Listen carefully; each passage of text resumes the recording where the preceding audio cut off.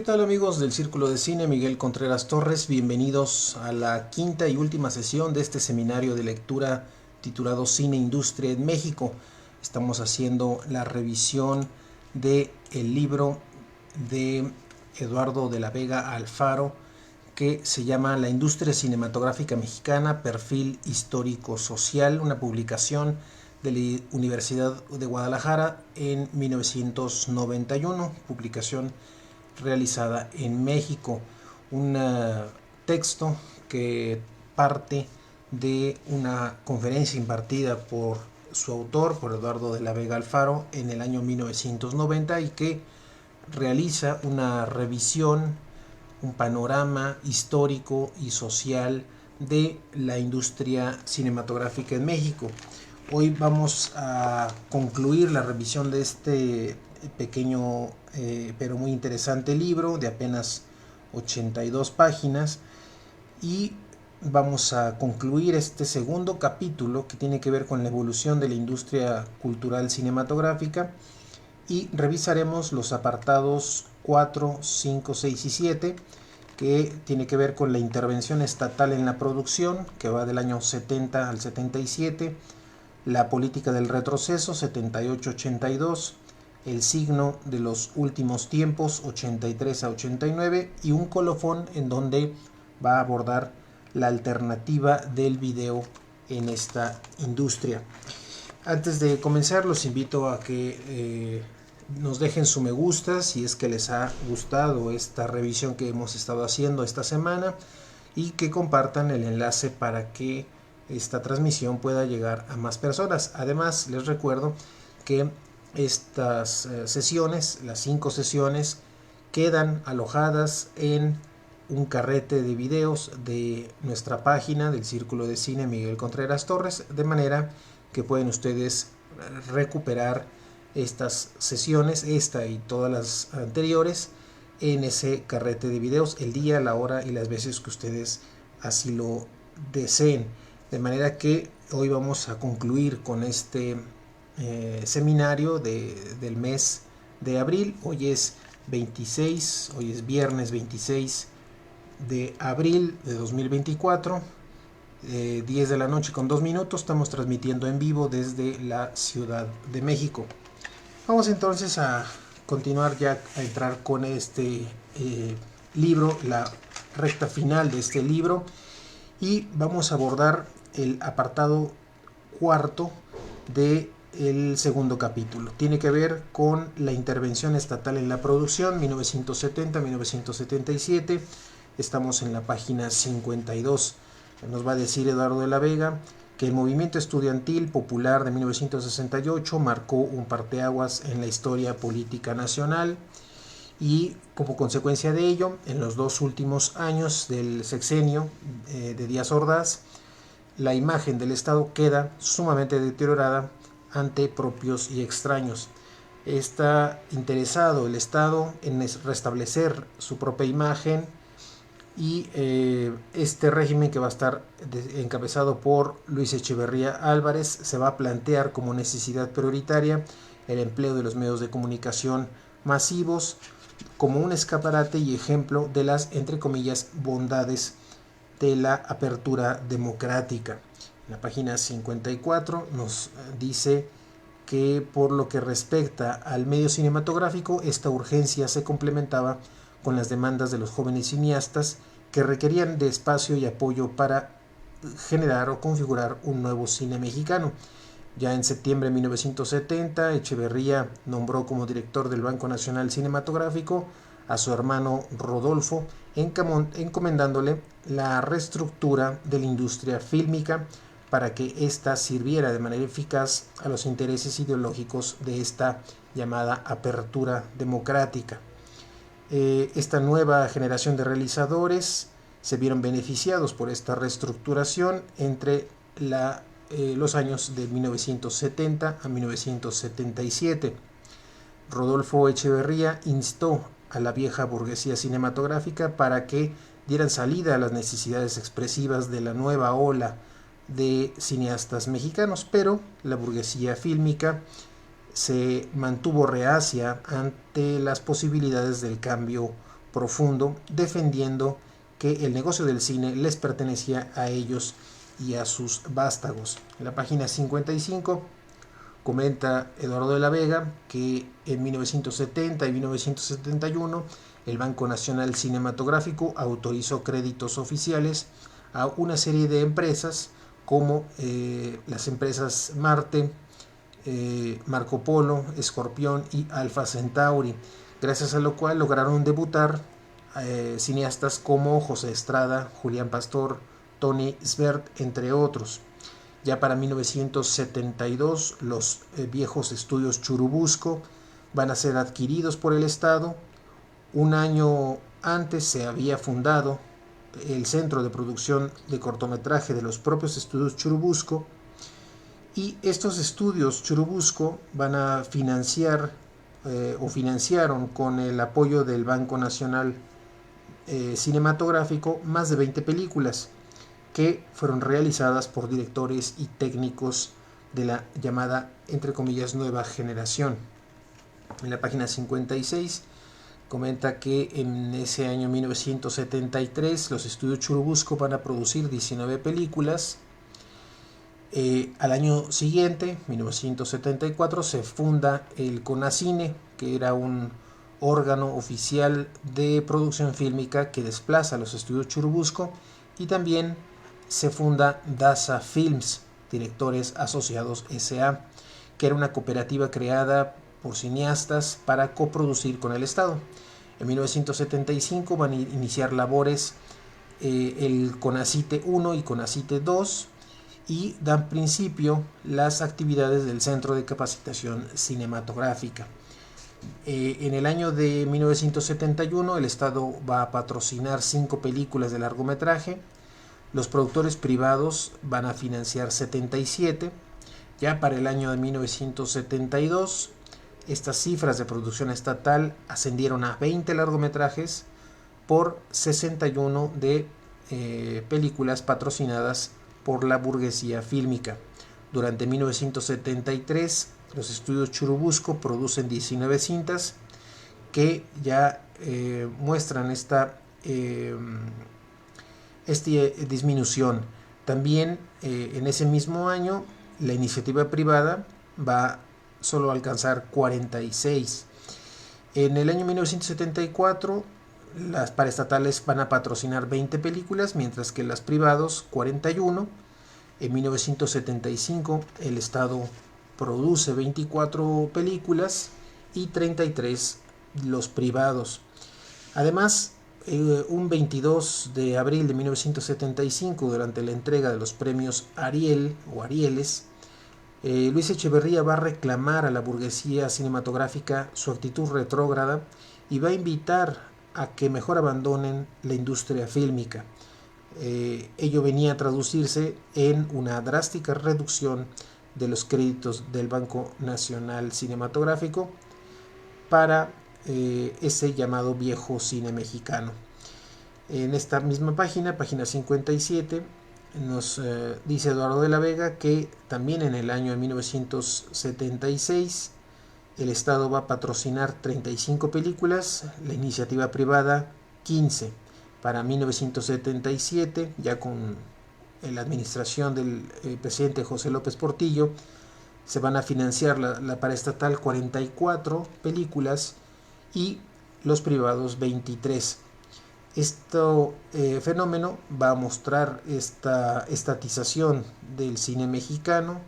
Van a agregar la abundante cantidad de cintas documentales financiadas por el Centro de Producción de Cortometraje, y ya para 1974 se va a crear el Departamento de Cine y Difusión de la Secretaría de Educación Pública. Se pregunta Eduardo de la Vega, en la página 57, cómo se tradujo en el plano temático y estético este proceso, a lo cual responde que van a debutar poco más de 20 directores. El Estado va a estimular un cine de autor. Los logros más evidentes van a ser de 6 cineastas: Felipe Casals, Arturo Ripstein, Jaime Humberto Hermosillo, Jorge Fons, Paul Leduc y Eduardo Maldonado. Casals va a lograr una notoria participación con diversas películas. La mayoría de estas obras van a representar una ruptura con el nacionalismo cinematográfico o conducen nuevas vertientes más modernas e innovadoras. Entre estos autores podemos mencionar a José Estrada, Gabriel Retes, Carlos Enrique Taboada, Juan Ibáñez, etcétera, todos auspiciados en uno o en otro momento por el Estado. Este mecenazgo estatal benefició también a las llamadas viejas glorias del cine nacional. En la página 59 nos dice Eduardo de la Vega que estas personalidades que también se vieron beneficiadas, podemos mencionar a Emilio Fernández, Roberto Gabaldón, Alejandro Galindo y Julio Bracho, cintas que en realidad solo sirvieron para demostrar la decadencia de sus exponentes. Cineastas de la llamada generación intermedia, es decir, aquellos que habían debutado en la década de los 50 y los 60, van a estar también presentes Luis Alcoriza, Servando González, Alberto Mariscal, Rogelio González, Rafael Valedón, Benito Alasraqui, y salvo Alcoriza, estas obras van a resultar en general fuera de contexto, fuera de época. Ya para 1977 debió hacerse un balance analítico en el que, a decir de Eduardo de la Vega, hubieran podido detectarse los siguientes 5 grandes fenómenos. Por un lado, primero, que el cine se convirtió abiertamente en un aparato ideológico del Estado. Segundo, el relajamiento de la censura no implicó una plena libertad de expresión. Tercero, las nuevas propuestas estéticas se desarrollaron, pero perdieron rápidamente su impulso. Y bueno, la innovación estética fue un fenómeno tardío y mediatizado por la cooptación estatal. En cuarto lugar, la nueva generación logró llamar la atención del público urbano y recuperó el prestigio internacional. Y quinto aspecto, la reestructuración de la industria fílmica no tocó los intereses de la burguesía cinematográfica. En la página 60 nos va a hablar que también este balance debió incluir un análisis de la procedencia de los integrantes, no solamente una revisión, un balance analítico general, sino de dónde proceden estos cineastas. De ahí va a identificar 6 grandes áreas en las cuales estos cineastas proceden. Integrantes de este relevo generacional.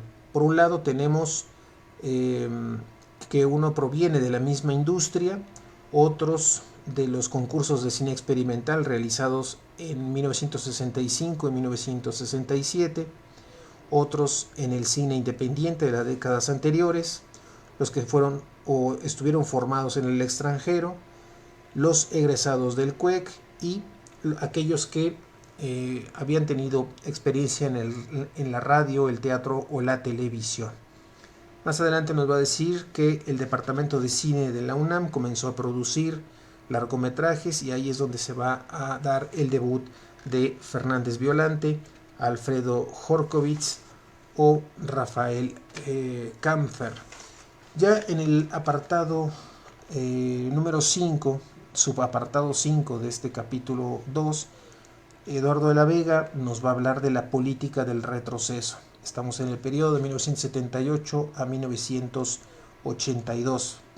Es la página 61 y en esta nos dice que al finalizar el régimen presidencial de Echeverría, la intervención estatal en la industria fílmica no logró que saliera de la crisis. López Portillo hizo girar el medio cinematográfico alrededor de la Dirección General de Radio, Televisión y Cinematografía, encomendada a su hermana Margarita López Portillo. Hoy diríamos que ahí había un conflicto de interés. A finales de 1978, luego de haber liquidado la empresa Conacite 1, declaró su propósito de desaparecer el Banco Nacional Cinematográfico. El Estado solo produjo 29 largometrajes de ficción, mientras la burguesía cinematográfica 60. Los documentales del Centro de Producción Cinematográfico también decrecieron y el Departamento de Cine y Difusión de la SEP se dio por liquidado. Ya para 1978, Margarita López Portillo reunió la Asociación de Productores y Distribuidores de Películas Mexicanas para desagraviarlos públicamente y solicitarles su apoyo en una nueva etapa, decía ella. Irónicamente, dice Eduardo de la Vega, esa nueva etapa estaría asignada por un paulatino retiro de la producción estatal. 15 películas en 1979, 5 películas en 1980, 7 en 1981 y otras 7 en 1982. La iniciativa privada, al contrario, estaba produciendo 72 películas en 1979, 88, un incremento en 1980, 74 en 1981 y 57 películas en 1982. El nuevo auge de la iniciativa privada va a tener su explicación en los saldos positivos, entre comillas, de la nueva situación económica y política. La página 63 nos va a decir Eduardo de la Vega que en los últimos años del gobierno de echeverrista el cine se llegó a considerar no como un negocio, sino como un elemento importante de la cultura nacional.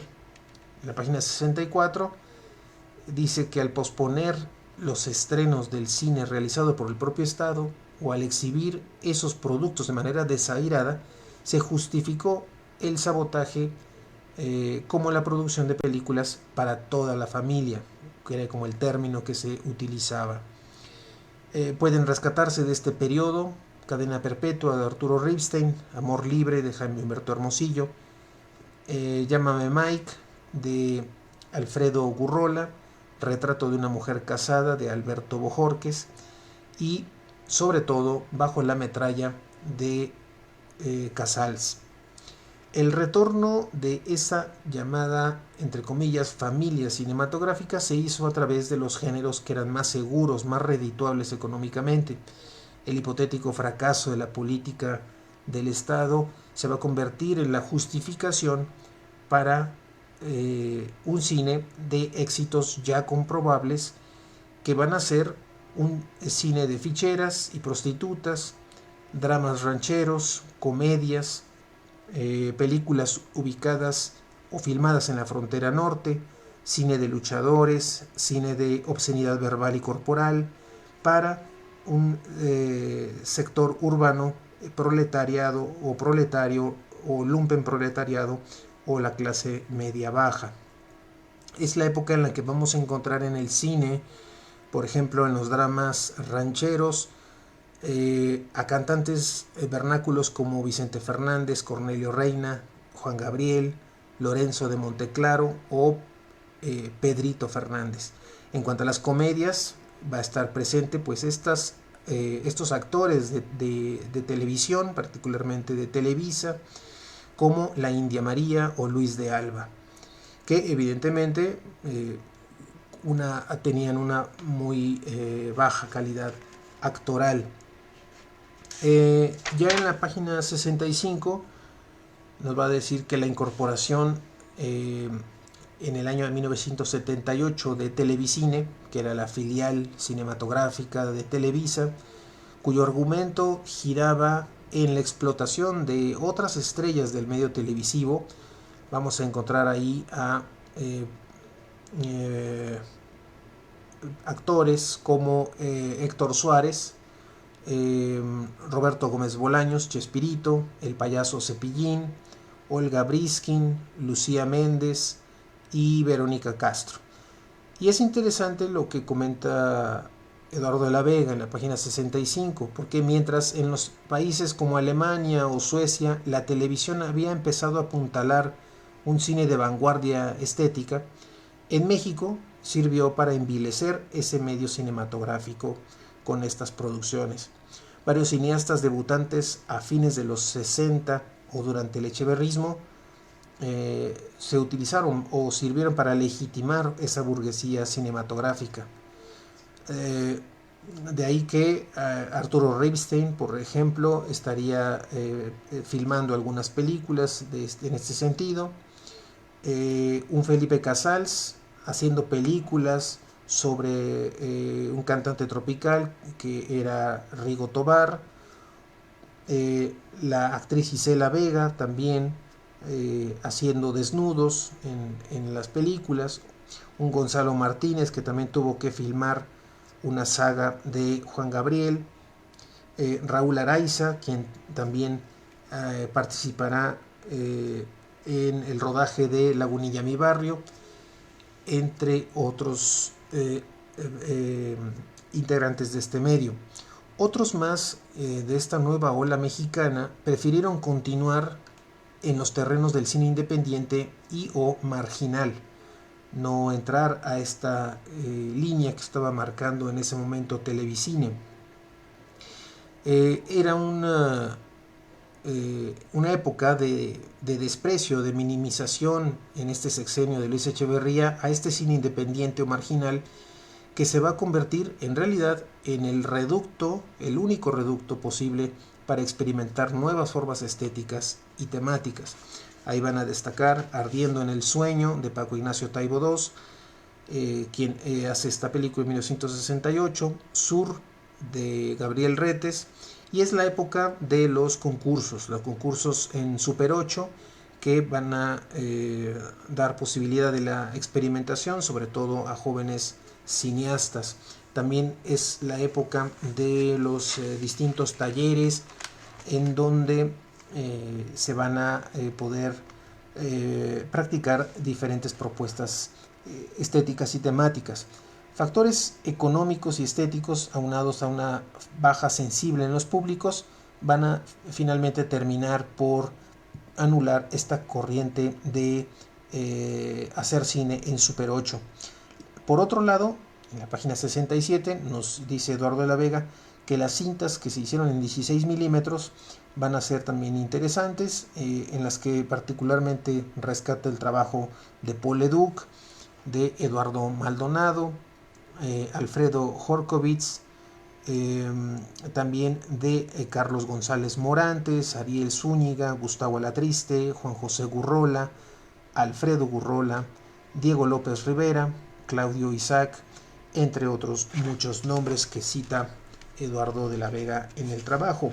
En la página 68 comenta que en el periodo de 1977 al 82 se realizaron más de un centenar de cortos, medio y largometrajes independientes, en las que destacaría el trabajo de Jaime Humberto Hermosillo, su trilogía Tiempo de Lobos, su trilogía, de Las apariencias engañan, del 77, María de mi corazón, 78, y Confidencias, del 82. También de Alberto Isaac, Tiempo de Lobos, Mojado Power, de Alfonso Arau, Así es Vietnam, de Jorge Fons, entre otros muchos autores, cineastas, nombres de películas y fechas de estreno que consigna Eduardo de la Vega también en este trabajo.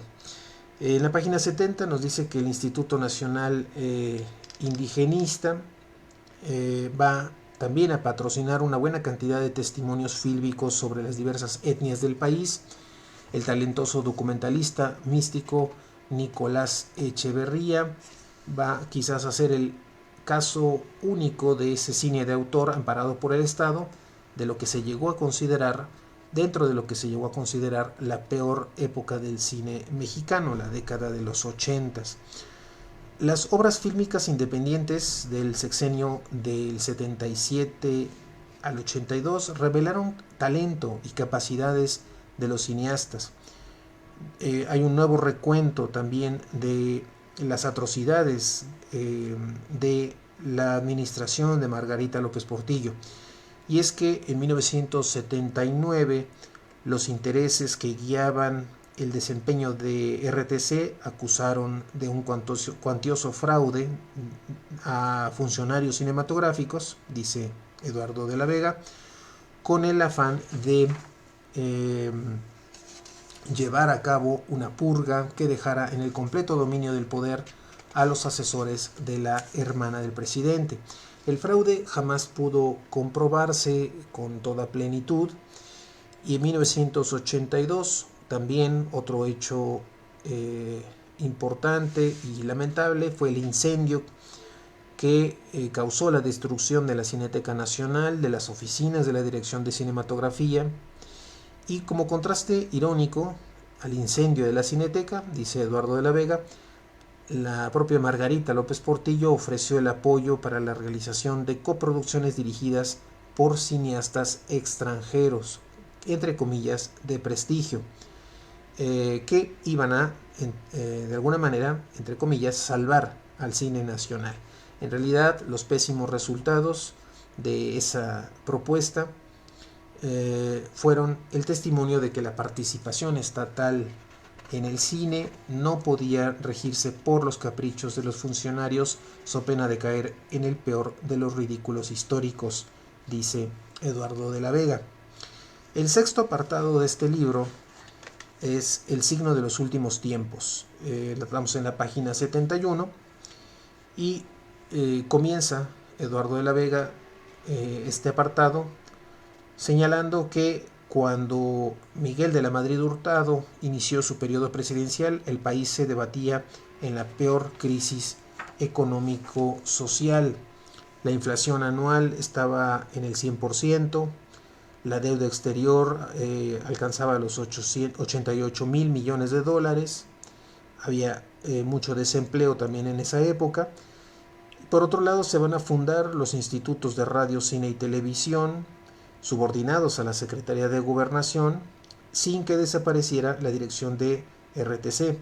Al Instituto Mexicano de Cinematografía, el IMCINE, fundada en 1983, le correspondió coordinar tanto a empresas como a instituciones de producción, distribución, exhibición, promoción y enseñanza.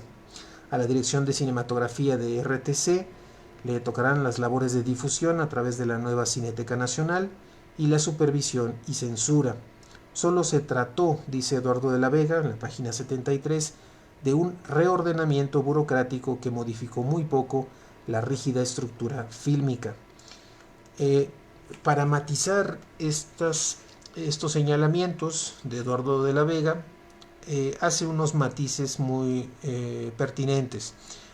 Va a decir que la labor desarrollada por el IMCINE a lo largo del gobierno de Miguel de la Madrid puede dividirse en dos partes. El primero, de abril de 1983 a enero de 1986, que es la gestión de Alberto Isaac, y de febrero del 86 a diciembre del 88, con la administración de Enrique Soto Izquierdo. A partir de aquí va a empezar entonces a hablar algunas características de estos dos periodos de gestión del IMCINE. Por un lado, en cuanto al periodo de Alberto Isaac, comenta que hay una escasa cantidad de películas, que se apoyan cineastas de la llamada generación echeverrista, entre ellos Jaime Humberto Hermosillo, Arturo Reinstein, también Bojorquez, entre otros. Y en cuanto a el segundo periodo, va de Enrique Soto Izquierdo. Comenta que este era un político de segunda línea que se caracterizó por patrocinar una película que se llama El último túnel de Servando González, que es como lo más rescatable de su administración. Y el IMCINE va a aportar más de 200 millones para la creación de un fondo de fomento para la calidad cinematográfica, del que van a derivarse 8 películas de largometraje. Películas de Rafael Montero, Busi Cortés, Juan Mora. Y esta creación del fondo de fomento sirvió solamente para estimular una producción multipartita, es decir, producciones que tenían que pedir presupuesto a muchas otras fondos de apoyo para poderse realizar. Aquí es cuando la crisis ya se había agudizado y Soto Izquierdo concluye su gestión con más pena que gloria. En la página 75 habla de este siguiente periodo, que será el de Carlos Salinas de Gortari en diciembre de 1988. También a la entrada de Salinas de Gortari hay un relevo en el IMCINE y queda Ignacio Durán Loera. Durán Loera presionó para que el IMCINE pasara a la Secretaría de Educación Pública a través del Consejo Nacional para la Cultura y las Artes. El cine patrocinado por el Estado se ha convertido, dice Eduardo de la Vega, en un pretexto para justificar la intervención estatal en los ámbitos de la cultura y de los medios masivos de comunicación. A partir de 1980, Jorge Ayala Blanco y María Luisa Amador van a publicar una serie de libros titulados Cartelera Cinematográfica, en la que van compendiando década por década las cintas que se estrenaban en la capital mexicana. Hasta el momento de la publicación, 1991, se habían realizado 5 tomos, lo que corresponden a las décadas de los 30, 40, 50, 60 y 70. Entre lo más destacado de estas publicaciones es el balance estadístico que consignan. Entre 1930 y 39 se estrenaron en México películas norteamericanas un 76%, en mexicanas 6.5%. La diferencia es enorme. En la década siguiente, películas norteamericanas 69.2% contra 15.1% de películas mexicanas y 15.7% de otras naciones. Ya en la década de los 50, películas norteamericanas 54.3%, mexicanas 20.5% y de otros países 25.2%. En la década de los 60, películas norteamericanas un 31.9%, mexicanas 20.1% y de otras nacionalidades 25.2%. Ya para la década de los 60, las películas norteamericanas van a alcanzar el 24.9%, mexicanas el 13.9% y de otras nacionalidades el 61.2%. En el diario El Financiero, publicado el 27 de diciembre de 1989, Ayala Blanco descubría que nuestro mercado interno de cine se desplomó en favor de la cinematografía norteamericana. El público mexicano ha manifestado su preferencia por un cine que no es el suyo. Este rechazo se explica porque el cine nacional, dice Eduardo de la Vega, ha rebasado los límites de la imaginación en cuanto a carencia de calidad estética y temática.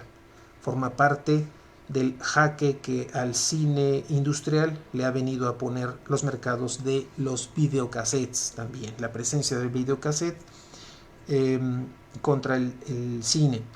La burguesía cinematográfica también ha preferido patrocinar productos de bajo costo y de recuperación inmediata en géneros como el cine procas, el cine de ficheras, de narcotraficantes o financiados por Televicine, el de los cómicos, el de los melodramas urbanos. Los mejores intentos, dice Eduardo de la Vega, de este cine de autor de los últimos años han sido cintas de producción independiente, películas producidas por la UNAM, por instancias tradicionalmente independientes como Clasa Films de Barbachano Ponce, o por empresas con un nuevo aliento en el que pudieron filmar Paul Leduc, Raúl Busteros, Casals, Luis Estrada, Enrique Escalona, Dana Rothberg y Jaime Humberto Hermosillo, entre otros muchos. El último ya apartado de este libro, ya para terminar el libro y la sesión y el seminario, es el 7º apartado del 2º capítulo, que titula Eduardo de la Vega Colofón, la alternativa del video. En la página 78 señala que en 1984 Rafael Corcodi realiza en video una de sus películas que se llama Figuras de la Pasión. Causa sorpresa el saber que una obra de esta calidad se puede realizar en un formato que no es el propio de la cinta industrial estándar, sino que va a ser a través del video. Corcody va a continuar con otras películas en video, Las Lupitas y Relatos. También otro cineasta militante de izquierda, Carlos Mendoza, va a hacer documentales de denuncia, tales como El tiempo de la esperanza, Crónica de un fraude, Canal 6 de julio. Finalmente, películas como Las Inocentes de Casals, La Tarea 1989 de Jaime Humberto Hermosillo también fueron realizadas en video, de manera que después van a pasarse a formato cinematográfico de 35 milímetros. Y también en el caso de la cinta de Casals se transfirió de video a película, y la de Hermosillo, Jaime Humberto Hermosillo, será realizada nuevamente también para el cine. Concluye Eduardo de la Vega este colofón y este libro diciéndonos que el video se ha asumido como una opción válida de expresión y consumo en momentos en que el cine parece estar condenado a la muerte. Dice Eduardo de la Vega, quizás el cine muera, pero no el talento. Este seguramente se adaptará a las nuevas circunstancias. En ese sentido, el futuro de los auténticos cineastas y videoastas mexicanos no está plenamente cancelado. Deja abierta entonces la posibilidad de nuevas rutas para este trabajo creativo de los cineastas mexicanos, más allá de lo que él pudo hacer en la revisión de la década de los 90. Y bueno, es interesante revisar este perfil histórico-social de la industria cinematográfica, sobre todo en función de lo que sucedería en nuestra cinematografía después de esta década de los 90 y la aparición también de grandes figuras cinematográficas que tendrán presencia también internacional y que pondrían el nombre de México y por supuesto su propia creatividad, su propio ingenio como cineastas de importantes directores mexicanos a nivel internacional. Así termina este libro, concluyendo con una bibliografía que propone, con una serie de monografías que utilizó también para el trabajo y monografías sobre cine regional que va a emplear para su trabajo de perfil histórico-social. Este libro de Eduardo de la Vega Alfaro, La industria cinematográfica mexicana, perfil histórico-social de Eduardo de la Vega Alfaro, publicado por la editorial Universidad de Guadalajara en México, 1991, dentro de los cuadernos de divulgación, segunda época, número 37. Pues hasta aquí la revisión de este interesante libro por cómo va mostrando todo este desarrollo de la industria en México y previo a la industria, cómo van enlazándose las distintas etapas y la influencia de la historia nacional, la influencia de los distintos gobiernos, sus propias políticas en términos de cultura, en términos de cinematografía, y cómo a pesar de eso o con esos apoyos se va generando toda una importante cantidad de producción y de propuestas creativas de nuestro cine nacional. Así es que de esta manera termina el seminario de lectura Cine e Industria en México. Les agradezco mucho su atención y estén al pendiente el próximo mes para un siguiente tema, un siguiente libro, de manera que los invitamos a que sigan al tanto de nuestras redes sociales para estar al tanto de nuestra siguiente actividad, nuestro siguiente seminario de lectura. Mientras tanto, les deseo que tengan una excelente noche y hasta el siguiente seminario. Muchas gracias.